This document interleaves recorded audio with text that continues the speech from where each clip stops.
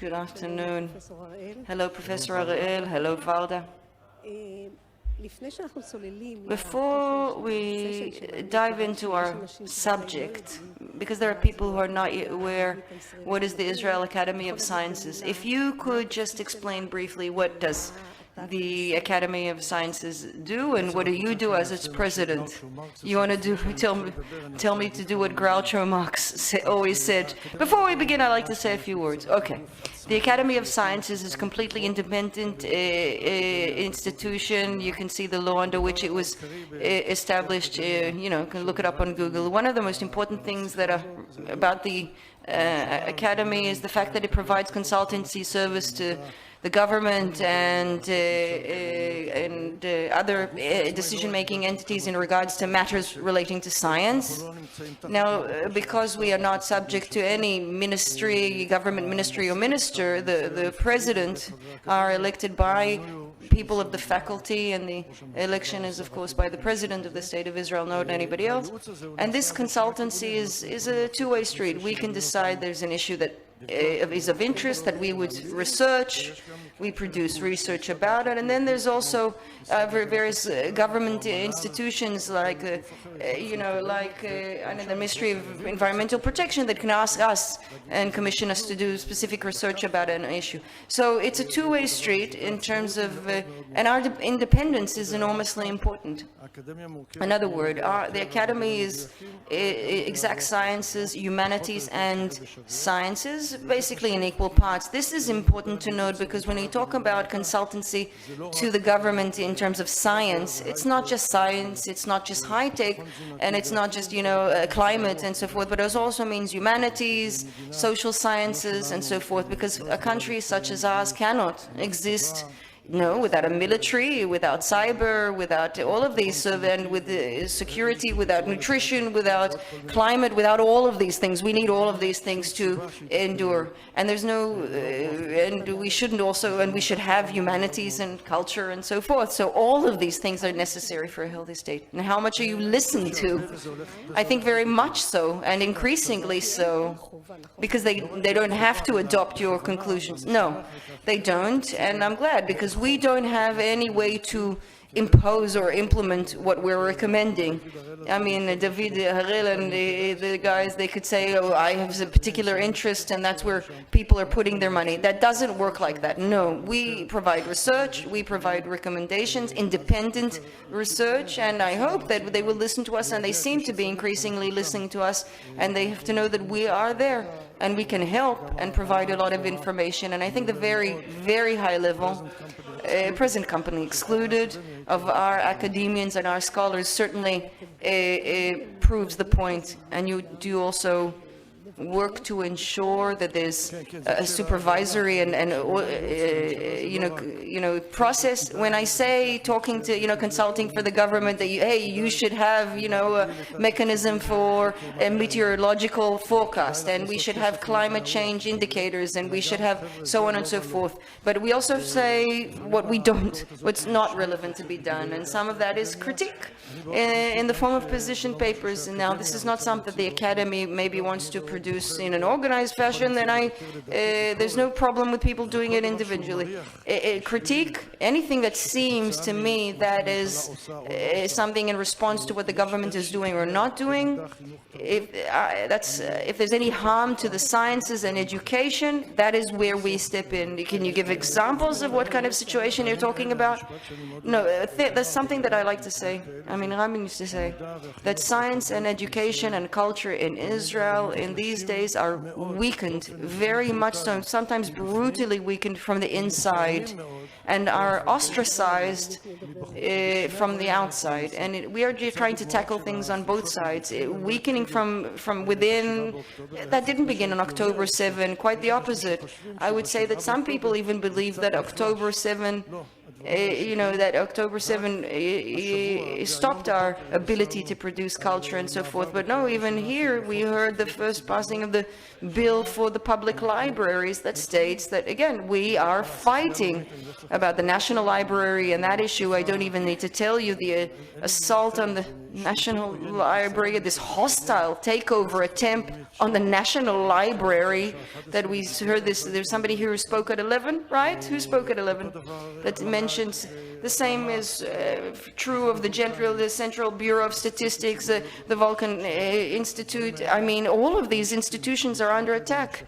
And the government is doing this, or a minister or so is doing this, and this must stop in one fashion or another. That's weakening from within. There isn't a single week that goes by where I don't find myself forced to spend time on fighting for such institutions and mechanisms in our state in order to protect science, humanities, social sciences. The major point of today are the strategic challenges that Israel faces, and this sense, and people have said, and they heard about this session, that in a certain sense, when everything is afire, when the house is on fire, when everybody's fighting, it seems like a privilege to talk about science and culture and societal issues. But as you said, you can't survive without a military, but you can't survive without other things as well. I want to talk about these threats, about these domestic threats and the external threats. What are the real threats that you think we face? I mean, this began a lot earlier, a lot prior to October 7. Could you tell us what you think are the major threats that we need to think of, warn against, work against? I'm not going to repeat how much humanities and social sciences and all sciences are important, but let's go to a classic example. Is there anybody here in the hall that the night of attacks of drones from Iran would have ended the way it ended without, first of all, help from the US, that's A, and second, basic science, applied science, technological developments? You really think we would have come out with the upper hand? If you weaken these elements dramatically, I don't even want to imagine the implications, but this relates to that part of the algorithm that a state needs all of these things to function. And I won't say again the importance of all sciences. We are a nation that, I mean, look at the National Library, look at the public libraries. Let's talk about that for a moment, because some people aren't even aware what are the role of libraries, what's the threat to the National Library.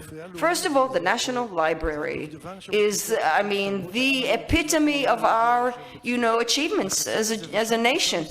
And there has been an attempt to take from the National Library Council that, by the way, the National Library, and the major role of this council is to elect the directors of the National Libraries. Then the Minister of Education thought that he would take on that role for himself. Who will control the library? Who will sit on its board? This is terrible. Now, public libraries is another issue.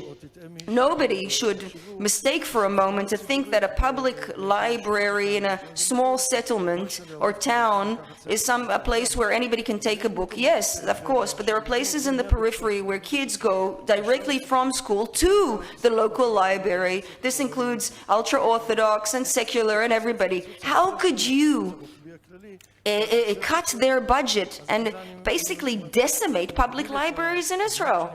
And I may be talking about it too much, but the fact is it happened this very morning. Well, okay, let's look now at the threats, external threats.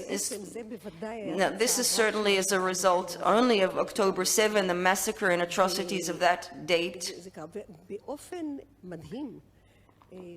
But amazingly, the first thing that happened maybe in the world, and this was heartwarming, there was a lot of empathy. There was shock in the world from what happened to us. And then very quickly, within several months, we shifted to the exact opposite incrimination of Israel, attacks on Israel, protests, anti-Semitism.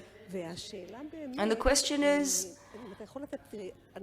I mean, people think, I mean, what they see attacks, they see the protests on university campuses. And there are a lot of students there and a lot of people who joined in. But what you don't see is what happens behind the scenes. Because behind the scenes, and we as researchers know, behind the scenes there is a real ostracization and banning of Israeli researchers. This is not something we maybe discuss a lot, and research grants have been frozen, collaborations have stopped. Can you explain the implications of what's happening? Because from the outside, it seems like sheer chaos. First of all, I fully agree. What a strategic achievement. What can I say? We shifted from complete support of Israel, friendship to Israel, complete complete support of Israel, to the exact opposite, to banning of Israel. I mean, what a success, I say ironically, 180 degrees. There are two things that are here unfolding here. There are the bans and boycotts of Israel, specifically people that we are severing contact and collaborations. Yeah, somebody who was invited to give a keynote, speech event, keynote speech in an event, has been politely asked not to attend. If they were polite, that's nice. Every day or every other day, I hear more and more stories, but there are also much more general things. There are countries where an entire group of universities announce that they have stopped their cooperation with Israeli academia. When I talk about these things abroad, I explain to them that we must fight against these boycotts, because a boycott on Israeli science, it's not that Varda, Liberman, or David Harel can't conduct their research well, because science is something that, has no boundaries. I gave the example of Ada Yonat this week. She received a Nobel Prize for chemistry, so she didn't sit in the attic for 2 or 3 months and all of a sudden came up with an idea. She had worked for over 20 years with people in specific countries, especially in Europe, with equipment on specific locations, with international funding. Without that, she couldn't have achieved that. It's not because she's small and weak and they're strong, but that is the nature of a scientific research, especially in the exact sciences, in the nature science, and the results. It's not just that they're good for us in Israel, in the Soroka Hospital or Sheba Hospital or Brazil Hospital in Ashkelon. It's good for the whole world. I don't need to explain that. So good science is done through collaboration, joint funding, etc. When I talk about it abroad, I say you're boycotting us, but you're actually harming science. You're not just harming us, and there's no point to it. I mean, you also mentioned the campus, the college campuses, and this is something I like to do recently. As I watch this, I am sometimes very simplistic. I divide up what people hear there, sometimes very loud and clearly, into 3 narratives you could hear. One narrative is anti-Semitism in very simple terms, that the Jews should all disappear from our lives. That's saying it putting it very politely. Anti-Israeli sentiments, that's almost like anti-Zionism, that they want the state of Israel to disappear. That's in the college campuses, not necessarily, but now I'm talking about the campuses. Some of these things also existed before October 7th, but it got truly exacerbated. And the third narrative is that what the state of Israel is doing, or they're speaking out against what the state of Israel or what the government of Israel is doing and made this government disappear. I'm in favor of all of us, not just here in Israel, people from all the science academies in the world, and anybody, and people from universities, and anybody who has eyes will fight against the first 2 things. There's no reason to be anti-Semitic or anti-Israeli, not even under the current situation. And as for the third thing, people have different views. I don't conceal it. Maybe this is not the right place to state it, but if you ask me what the solution is, but making this division, distinguishing between the 3 things, that's very important. People are saying, what are you doing in Gaza? And then people say, oh, they're anti-Semitic. Maybe they're not. Sometimes they're not anti-Semitic. They're just anti what we're doing in Gaza. Sometimes they are. And we need to fight against the first 2 ones. We as scientists, we know that when there are places where politics and ideology pose a threat on science, on progress. Actually, it's science that bridges and connects and tries to resolve this and to connect, across borders. There's the famous story how after World War II, CERN was established. That's the association that took all the scientists and connected them in order to overcome the terrible cleavage that existed in Europe. And you know what? Let me add another thing. There's another scientific facility. It's not big or grandiose like CERN. It's much smaller and much more modest. It's in Jordan. It's called Sesame, and regional countries are a part of it, including Iraq, the Palestinian Authority in Turkey, and Israel is also involved. And, I'll say this quietly so nobody hears. The State of Israel has a very, very small debt. It's small in comparison to its budgets, to its membership fees in Sesame, which it isn't paying because the Director General of the Ministry of Science did this or that, and we need to fight that. I met with the new head of the NSC. I worked with the previous head of the NSC, Eyal Cholata. They try to convince whoever needs to be convinced to pay the debt. I mean, really, even if the physics there isn't as elaborate as the physics in CERN, still it's physics. So what kind of a face does it give to Israel that it doesn't pay a debt to a scientific facility located in Jordan, and still scholars from all countries in the region, including countries that we don't have relations with, work there? So I'd like to call upon those who are in charge to take out their wallet, pull out some money and pay that debt. So I'm going back to my question. How would you explain that after October 7th, with all the support that we had, how come science did not remain outside? How come they're boycotting and ostracizing Israeli scholars, Israeli scientists, Israeli science? It ostensibly seems like not what is usually being done. I don't really know the answer to that. I can explain to you why they're weakening them in Israel. It's, a combination of ignorance and belligerency.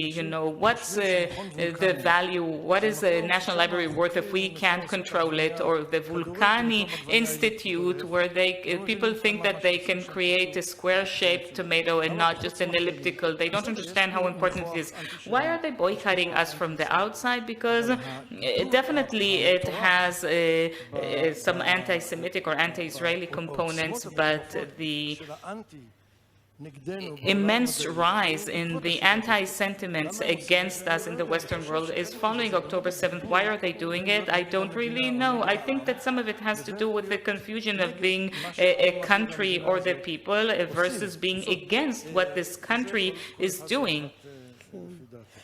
So that's what I think. So as an academia, you are, after all, the National Academy, the Israeli National Academy for Science. What are you trying to do, if it's even possible to do something? Well, there's one thing we talked about briefly, consulting to the government.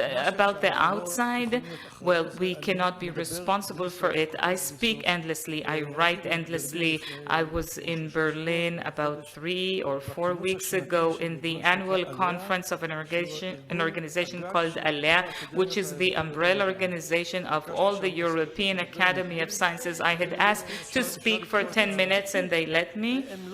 It was an extraordinary session. They didn't add it to the program because they didn't want it to be written there. But you could watch or read this speech. It's on the website of the National Academy, on my Facebook, and I talked about these 3 narratives. I almost begged the presidents of these academies whether they could do something in order to stop the boycotts and the riots for the reasons I've specified earlier. And by the way, it's not something that only the Academy of Science does. That's what I wanted to ask ask you, are there any other organizations who are doing something about it, especially universities? Yes, the Council of University Heads, almost all of them are exerting an effort, first of all, to collect information. You said rightfully that we keep hearing these stories about somebody who was rejected or somebody who wasn't invited. There's a professor in the Weizmann Institute, Professor Michal Neiman, that the president of the Weizmann Institute appointed her as a project manager, and they're doing an excellent job. There are other project managers in other universities. We have the Young Academy, and the head of that academy is also working on that. And I do everything I can. I write and I speak, and there are some positive results. Okay, I wanted to ask about that. There's one country that it's important to praise here, and that's Germany. And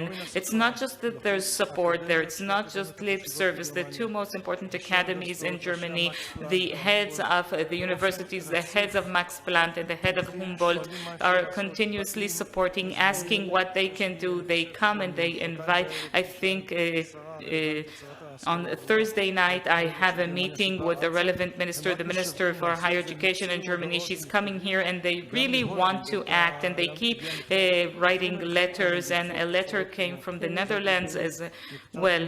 For example, there was a letter from a large group of rectors in universities in the Netherlands, and they sent a letter of support. They said, we're against boycotts. We're telling our people not to stop cooperating. Yes, I wanted to ask, inside the universities abroad, the leadership, are they trying to somehow address what's happening in the campuses? Yes, in both directions. There are countries and institutions inside certain countries who are operating in the opposite way. They tell their researchers not to cooperate with Israel. We are revisiting all the relationships, and all we can do is work and fight. And have you had any success? Yes, I just told you, in Germany and the Netherlands. So do you think that's as a result of what you did? I don't want to take the credit. Everybody's really working on this. So it's an integrated effort. So it's the accumulation and aggregation of all these efforts. If we can go back to what we said earlier, this strategic, immense strategic success, this shift from support to the boycotts, I found myself writing letters to all the directors of international higher education institutions. I told them, denounce and support, don't say Hamas attacked, but. And then a few months later, I find myself once again asking them, don't do anti-Semitism, don't do things that are anti-Israeli. But then I'm forced to talk about what our government is doing in Gaza. So we have about 30 seconds left, and this entire conference is indeed all about genuine threats, and not everything sounds very promising. And do you have maybe one concluding comment of hope regarding what's happening, or how we can try and navigate this ship, the part that we are a part of, ship and science and humanities? Well, it's an uphill struggle, and thank you for your questions in this conversation. These were excellent questions, and I think the only overwhelming solution, and I'm not even sure that will solve the situation. I say this quietly because nobody's listening, nobody's watching. My personal opinion is that this government should cease from being a government. It should disappear. And instead of it, it's not that we need any other government. It's difficult, even though it is difficult to think of a worse government, but what we would need is a government that, among other important things, it would be a government that culture, science, and education would be a top priority, and also early childhood education. The teachers should be people who are happy to be teachers, because you don't receive a Nobel Prize because you had a wonderful idea in the attic, like I said about Adayonat. It all starts in preschool. That's where we need to begin. That's where we need to allocate budgets. And this is a major part of the healing that this country will have to do in the years to come. So thank you very much, and I'd like to thank the audience as well. Thank you. And now